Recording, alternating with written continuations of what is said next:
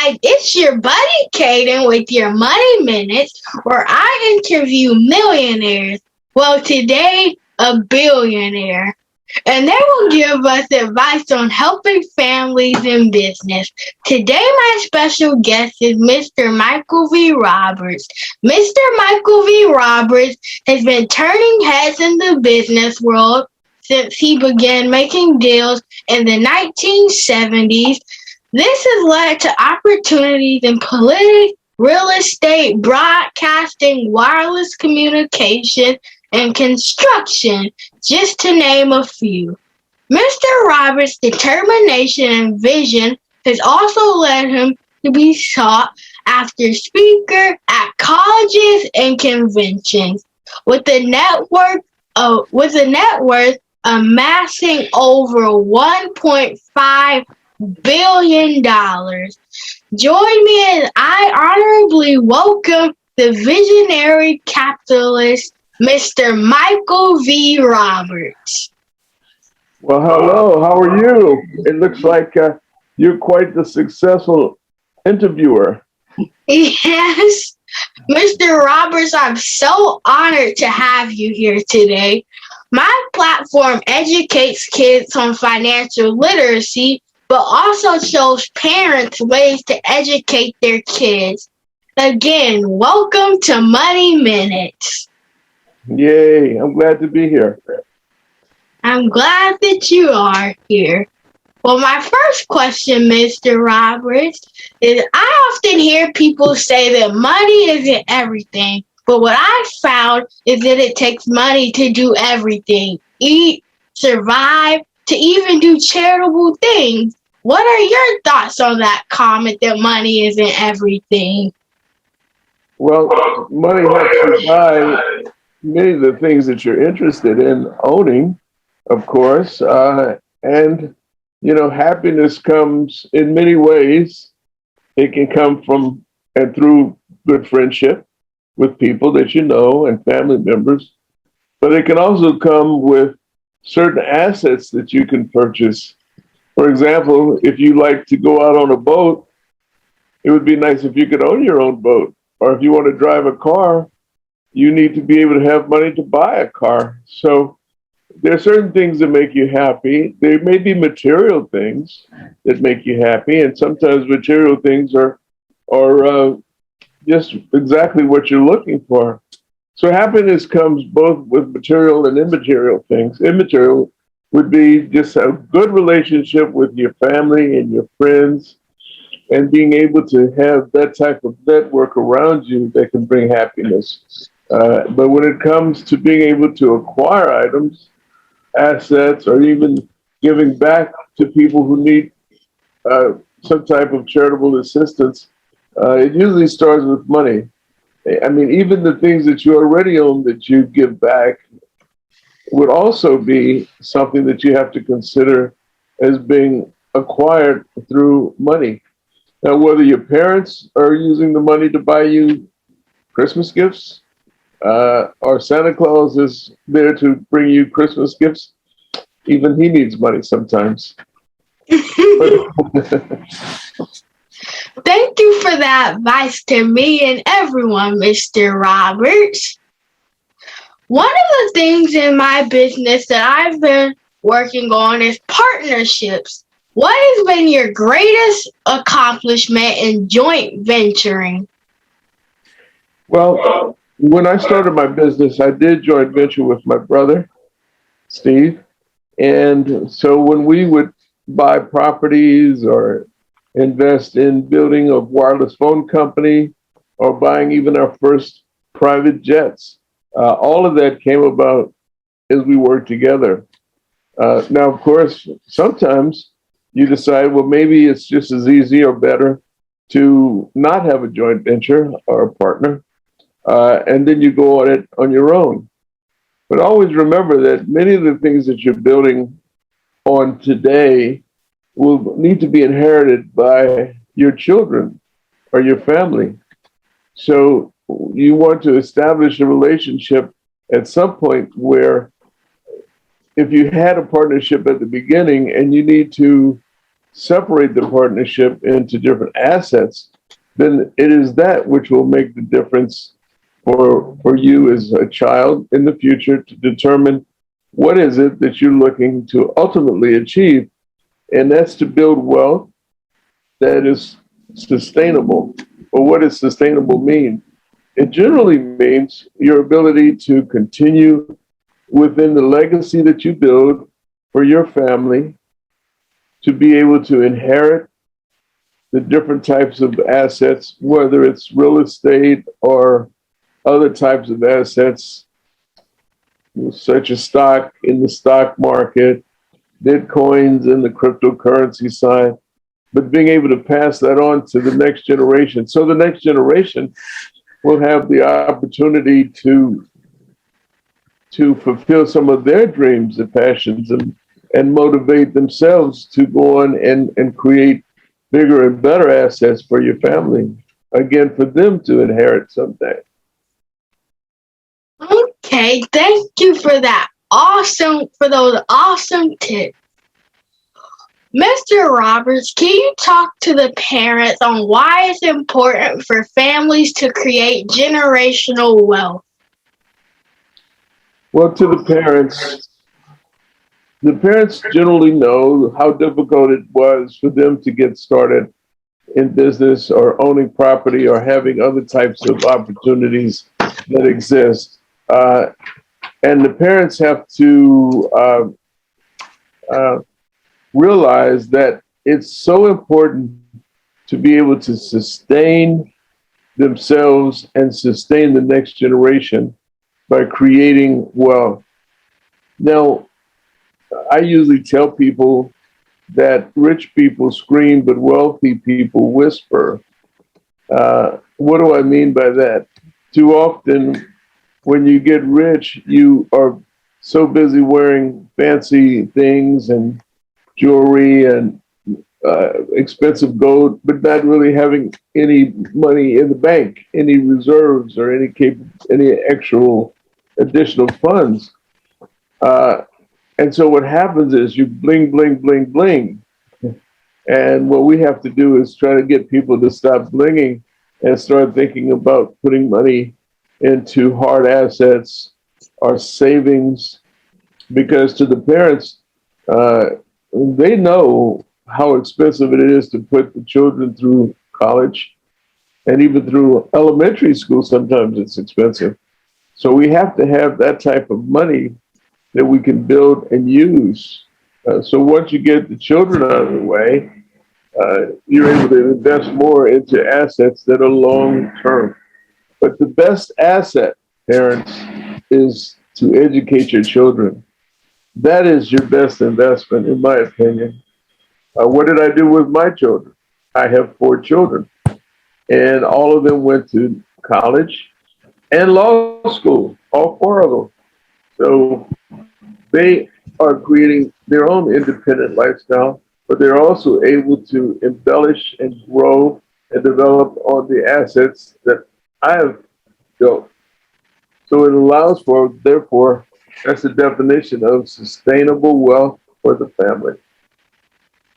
That's awesome. Generational wealth is so important. Mr. Roberts, in your book titled Action Has No Season, you talk about how you realized after putting your kids through college that advanced degrees were not going to be enough. What made you come to that reality? Well, that's the reality that I came to in my own life. Because when I finished college, I knew that I needed to continue on with my education to be competitive. And in order to be competitive, uh, I think it starts with being as highly educated as you can become. Now, of course, there are those who are inherently smart who have been able to succeed without finishing college. But for the average person, it's so much better if you've finished higher education. I own a hotel in Detroit, and so often am I running into young people and older people who thought that by finishing only high school that they were going to be successful. And yet they are not successful because they don't have the core knowledge of what it takes to achieve.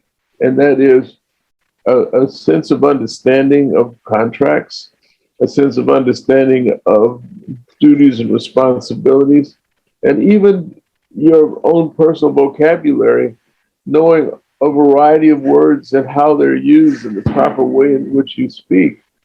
All of that's trained in school and very important skill sets that one needs in order to achieve a success, both on a job as well as in a business.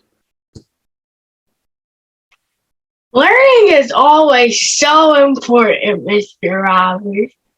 Mr. Roberts, in my business, I teach kids the basics of financial literacy. What are some things you think kids should learn and practice in their earlier years that they can carry over into adulthood? I think that it's wonderful that you're doing this.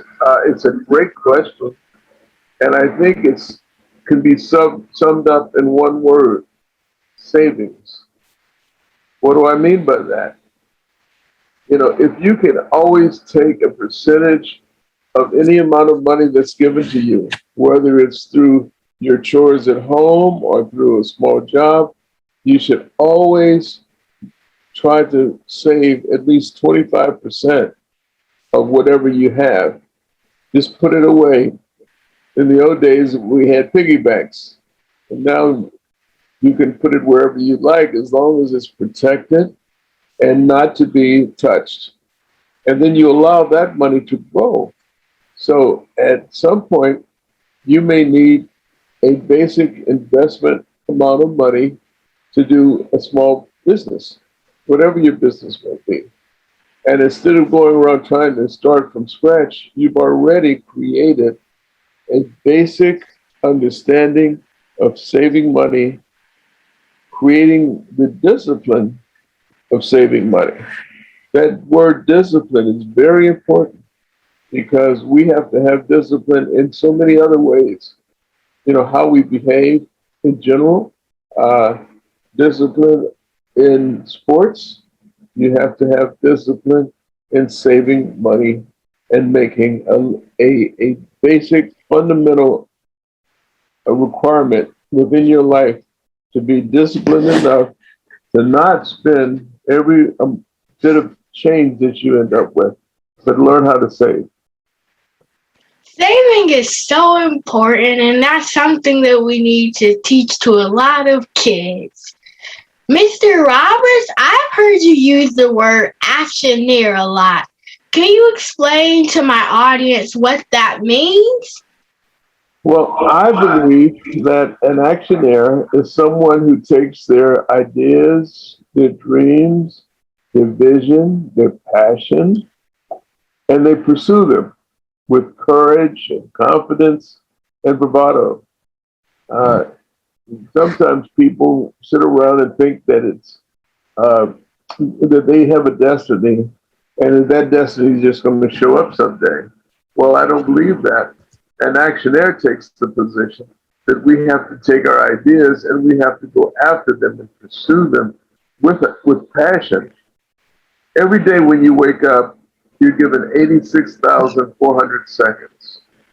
That's the number of seconds in 24 hours. And every moment that you think of the moment, it's already gone. So what do you have to do? You have to live every moment to its fullest extent. It is important for you to know and realize that life is so rewarding if you could eliminate the fear of failure. Well, what is that? You were not born with fear. Fear is something that you've allowed to get into your mind. It's what we call a mental abstract or a construct that is in your mind that you don't have to have fear. You can go into a business without fear. Second word, failure. I want all the kids to know there's no such thing as failure. So what do I mean by that? Uh, there are times when we try an experiment in business are in relationships, and those relationships don't necessarily pan out the way you want them to pan out. And as a result of that, have you really learned anything from that experience? Some people call it a failure. I don't. I just call it an experience in time where I learned something. I will not repeat it, or I'll gain from the experience, but I won't let it put me down. Now, when you get old enough to drive a car, you have something called a rearview mirror. And you look in that rearview mirror to look at what's behind you. But you're not going to drive your car by looking in the rearview mirror. You can only drive your car by looking forward. So I don't want any of us to spend all the time that you have worrying about something that happened in the past when it's in the past and there's nothing you can do about it. So an actionaire is one who has eliminated the fear of failure. An actionaire, a word that I coined, I created that word, is one who believes that they can succeed in pretty much every endeavor, and at least they try.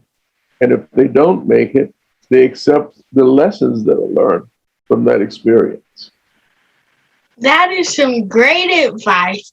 I recently interviewed a close friend of both of ours, Dr. George Fraser. You both speak about spending money in the black business. What is the importance of that?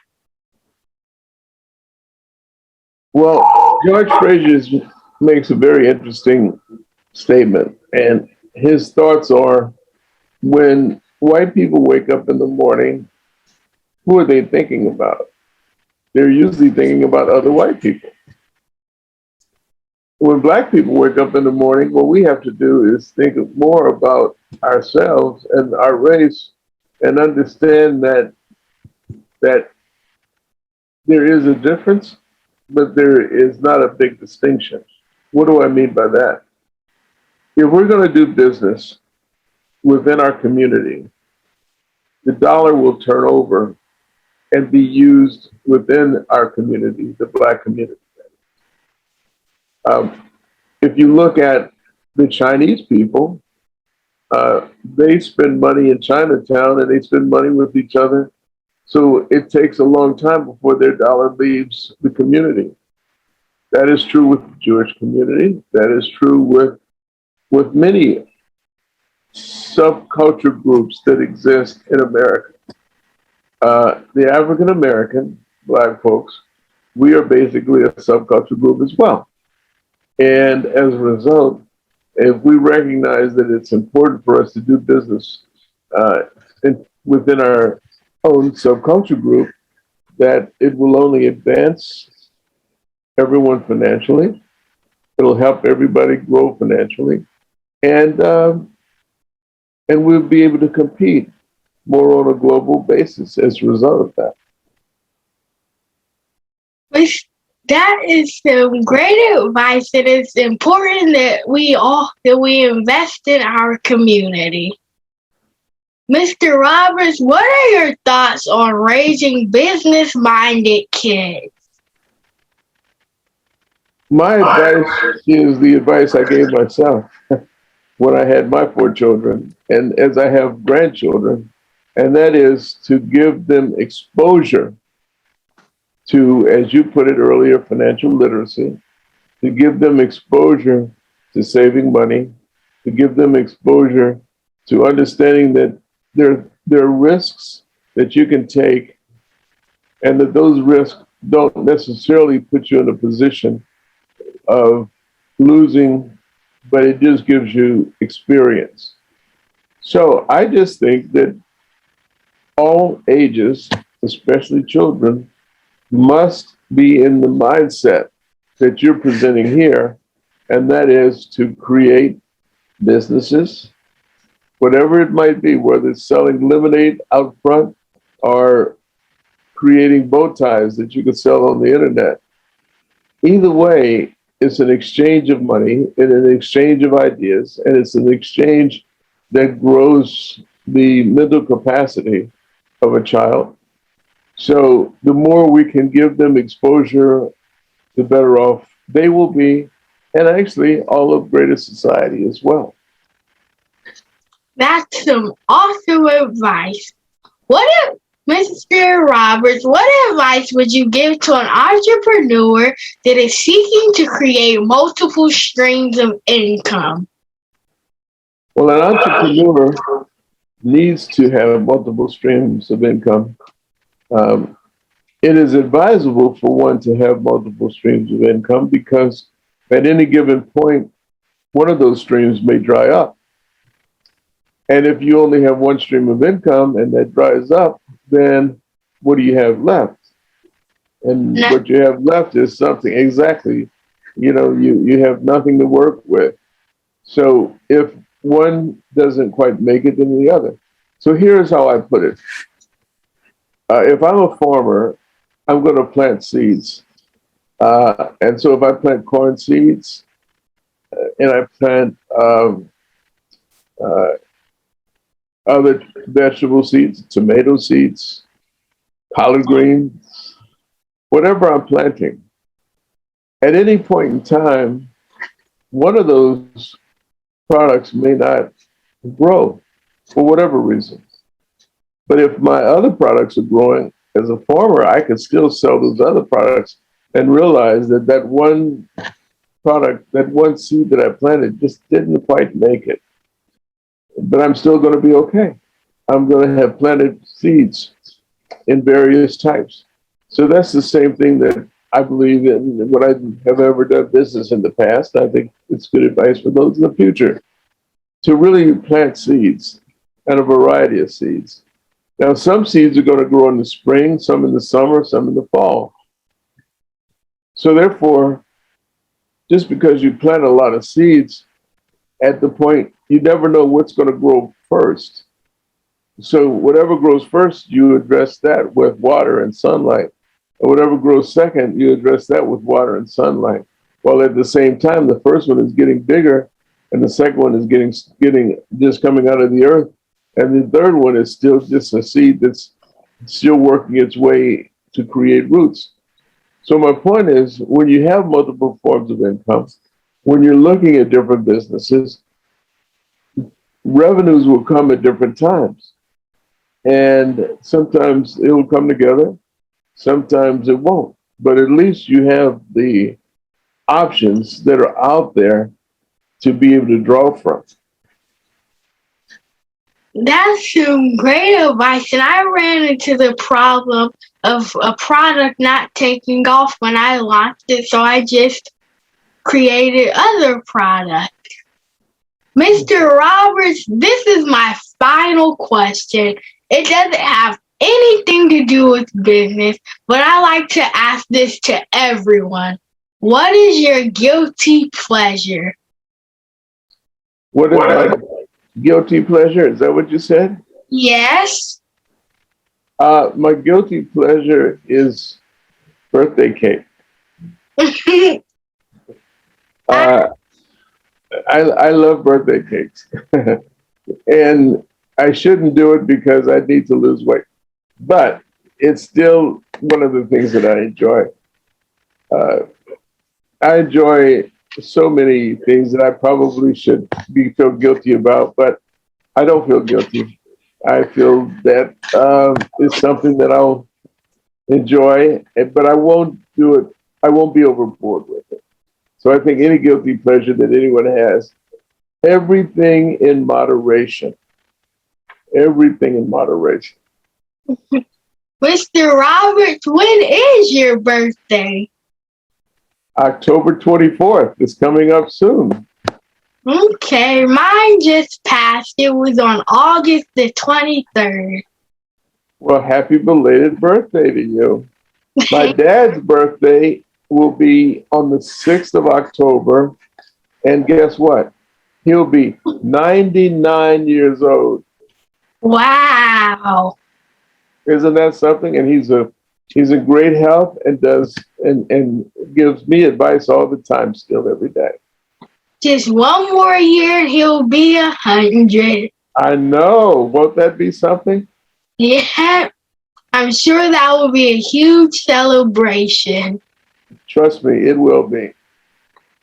Sir, I would like to thank you so much for spending time with me and my audience today. Do you have any final words? Well, I always have final words. You see, when I graduated from law school, I moved 2 blocks from the projects. This was the inner city, very tough area. And at that point, I got active politically and I ran for political office and was the youngest member of the St. Louis City Council. We call it the Board of Aldermen. And as a young member of the City Council, I was able to bring young and fresh ideas. What's really important from my perspective and from those who are listening is that trying to find time to give back through public service is extremely important. And I want everyone to balance their life with both the entrepreneurial concepts, but also the philanthropic concepts, and also, which means really the personal time that you spend trying to make your society, your community, your family and friends better. And whatever that may mean in terms of advice and counsel, direction and information, we have to make sure that all of those components are in place. And we need to be futuristic. We have to realize that things are changing rapidly. Uh, I speak often as a futurist on the businesses and the changes that are taking place, the upcoming changes. For example, a 2-year-old today, by the time they're 16, will not be driving a car, they will be commanding a car. It's called autonomous vehicles. They will be driverless vehicles, drones that'll deliver packages to your house. There will be all types of changes as it relates to nanochips that will help you in your health and the growth of your health. We're going to see a variety of other changes in 3D printing and gamification. Uh, we're going to see more people competing in sports. So all of these little futures now, and I want us to begin to have our young people look at the importance of STEM education, science, technology, engineering, and math, and realize that the future that's ahead of us is going to be so much different than the future that's here now. In the future, you and I will not be talking like this over Zoom, but there'll be a hologram, and you'll actually be on my desk, and I'll be on your desk, and we'll be talking as if we're in the same space together. So these things are developing, but guess what? Every one of these ideas that are coming along, all the robotics that's taking place, the artificial intelligence and the machine learning that's taking place will be creating new and emerging ideas and opportunities and businesses.